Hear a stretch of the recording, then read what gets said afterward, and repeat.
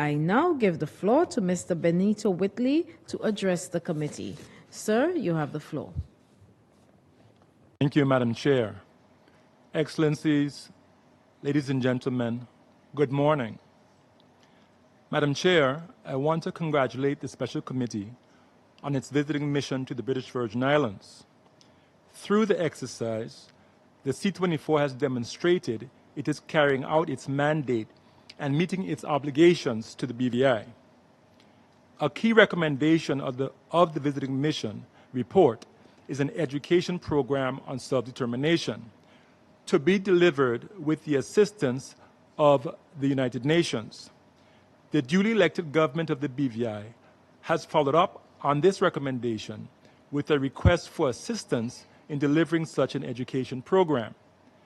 In further fulfilling its mandate and obligations to the BVI, the Special Committee must engage among its own members and the UN system to secure the technical assistance and resources requested by the BVI government. An education program is immensely important to the decolonization process. This is not just because there's a need for factual information about the various political status options, but also because colonialism has a psychological dimension. Not only is colonialism a system of political inequality in which one party wields power over another, it is also a psychological condition in which the colonized people have been persuaded to believe the administering power is justified in exercising power and authority over them because they are incapable of ruling themselves. There is quite a bit of fear-mongering that takes place in which the people of the BVI and other territories are told by skeptics that their societies will fail if left to their own leadership. Their leaders are often described as corrupt and incompetent. All the good that has been accomplished by local leadership is totally left out of the picture. Mischaracterizations of independent Caribbean countries are given as evidence of unsuccessful or failed Black nations after independence. The prosperous and successful Caribbean nations like Barbados, St. Lucia, St. Kitts and Nevis, Antigua and Barbuda, and other OECS and CARICOM countries are seldom mentioned.